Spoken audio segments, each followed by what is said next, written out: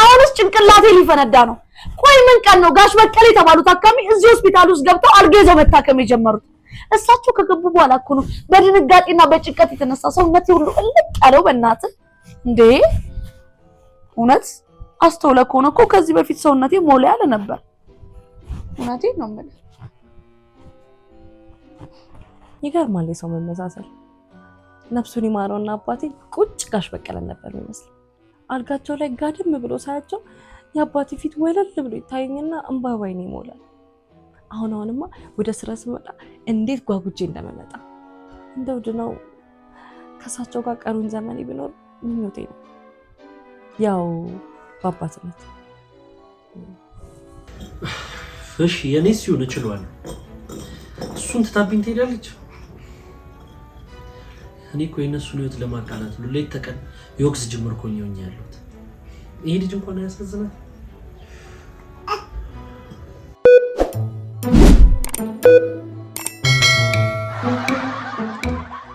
ይገርማል። አሁን አያቴ መታመም ከጀመረ 3 አመት ነው።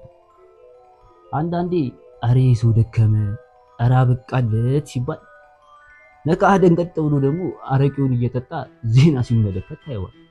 እኔ አንዳንዴ አያቴ ይገርመኛል።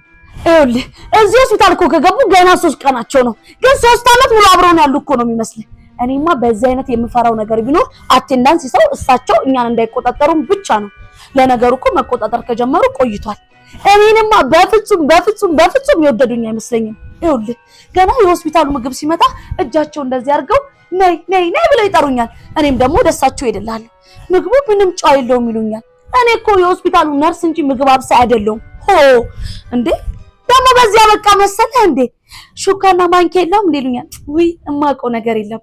ቆይ ልጠይቅልዎት ብዬ ልሄድ ስል ኪስሽ ቼክ አድርጊልኝ በሚል እየታዩኛል። እንዴ እኔ ኪስሽ ሹካና ማንኪያ ይገኛል እንዴ? ቢገኝ እንኳን መድኃኒት ነው ሊገኝ የሚችለው እንዴ። ይኸውልህ ደግሞ ልጠይቅላቸው መውጣት እንዴ ረጅም አብረተው ነው የሚገላምጡኝ። ታዲያ እኔ ምን ላድርጋቸው?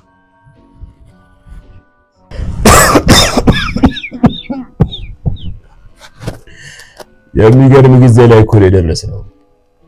ይገርምሃል ልጄ፣ ድሮኛ ትንሽ አመም አድርጎን ወደ ጤና ተቋም ስንሄድ ያሉት ሐኪሞች ከቤታቸው ማዚያ ይዘው መጥተው አዝለው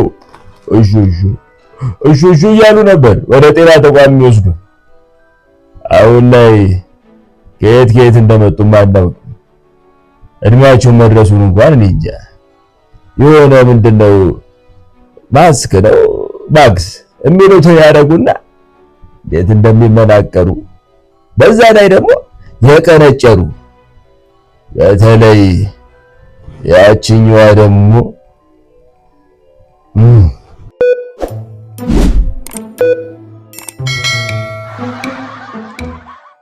እኔ እኮ አያቴ ግርም የሚለኝ ተደባድቦ እንኳን የሚሸነፍ አይመስልም። እንዴ ካገኘው ሰው ጋር እኮ ነው በዚህ ድን የሚጣለው። ከቆጣሪ አንባቢ ጋር፣ ከአስተናጋጅ ጋር። እሱን ተወና እናቴን ራሱ እንደ ህፃን ልጅ እኮ ነው የሚያያት። አያቴ ግርም እኮ ነው። እናቴ አሁን ድረስ ታጠፋ ጀኗ ስር እየገቡ ይቆምጣል።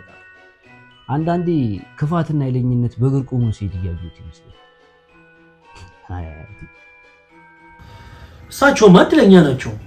ልጃቸውን ቆንጥጠው መክረው ከባለቤታቸው ጋር ሳደቡ። እኔ ነኝ እንጂ አንተ የማዚ ዋጋ ግን ስንት ነው?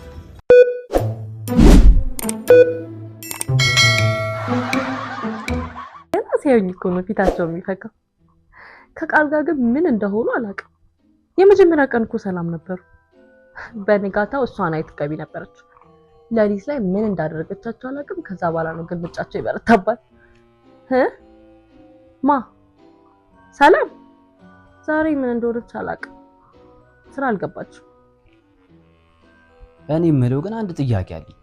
ለምንድን ነው ግን አያቶችና አባቶች የችግር ወሬ መስማት የሚወዱት? ትላንት እንደዚህ ሰው ሞቱ፣ ዛሬ እንደዚህ ሰው ተቀብሩ፣ ትላንት እንደዚህ ሰው ተገሉ። አይከብድም? አያቴ ይገርምሃል፣ አሁን ድረስ ታሞ ተኝቶ እንኳን ዜና ከመስባት አልተቆጠበም። እኔ በጣም ነው ግርም የሚል። ምንድነው ሁሉም እየመጣ ጋሽ በቀለ የሚለው አስር እዚህ ሆስፒታል።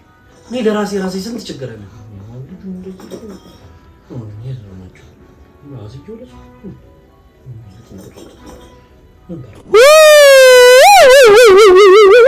የድሮ ሰው ግን በጣም ኃይለኛ ነው። ለዛ ይመስለኛል የድሮ ሰውና የድሮ አይገኝም የሚባለው። እንዴ ቆይ ምንድን ነው የሚፈልጉት? ትራሱን እዚህ ጋር አድርጊልኝ አሉኝ፣ እዚህ ጋር አደረኩላቸው።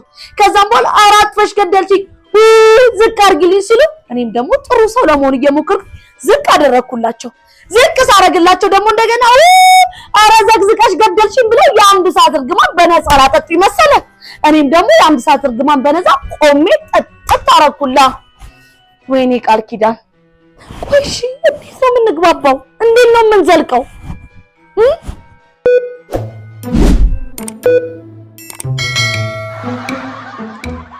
በቆመችበት ያስቀራት፣ ያገባችው ይፍታት፣ ነስናዛ ባል ይስጣት። ይገርምሃል በእኛ ጊዜ ለሚስቶቻችን ሽቁጥቁጥ ነበር። የእኔ አይነት ባልማ ወዴት ተገኝቶ እንዲያው አንጀት አርስ ነበር። አሁን እንዲህ መያዜን እንዳታይ። ውይ እኒህ ሰውዬ ግን በእግዚአብሔር እጅ ተይዘው እንደዚህ ከሆኑ በጤነኛ ጊዜያቸው ምን አይነት ሰው እንደነበሩ ለመገመት ይከብደኛል።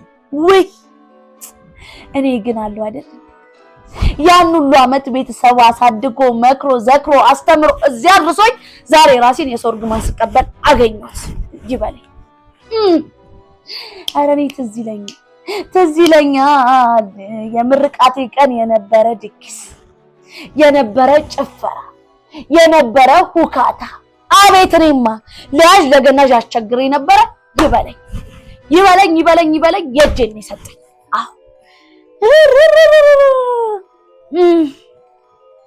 የሆነ ጊዜ ትምህርት ቤት ዋላች ተብዬ ከአያቴ ጋር ሄጄ ከዛ አያቴና አስተማሪው እንዳወሩ አላውቅም፣ ብቻ አያቴ ከኋላ አስተማሪው ከፊት ያንን ግቢ ሲዞሩት ዋሉና ከዛ በስተመጨረሻ አያቴ አስተማሪውን ይዞ በአናቱ ልክ እንደ ቾክ ተጠቅሞ አሰመረልኝ። ከዛ ይኸውልህ ያንን ቀን ሰኞ ማክሰኞ በዛ መስመር ነው ስንጫወት ዋል። ዛሬ እቺን ወረቀት ሎከሪው ስለረሳው ነው የመጣሁት። ስራ አልገባ እኛ ሰው እያረፉ እንዴ?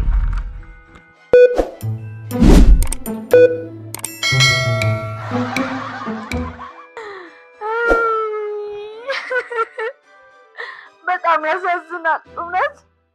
እኔማ እንደዚህ በፍጥነት ይሆናል ብዬ አልገመትኩም ነበር። ግን ደግሞ ፈጣሪ ከፈቀደው ምን ይደረጋል። መቼም ፎቶአቸውን ከየት ነው ያገኘሽው ብለህ እየተገረምክ ሊሆን ይችላል። ግን ደግሞ ትናንትና ራሳቸው ናቸው የአንቺ መጫወቻ ከመሆኔ በፊት እንደዚህ ነበርኩ ብሎ የሰጡኝ። እኔም ደግሞ በቃ ያው ማስፈሻ ይሆናል ብዬ እዛችኛው ፎቶ ቤት ወርጃ ሰጥቤ ይዤ መጣሁ። ጋሽ በቃ የዋነት ጠጅ ይባልላቸዋል እኮ እሳቸው። አያቴ የኔ አያት የኔ ሽቁጥቁጥ የኔ ሩሩ የኔ ደግ አያቴ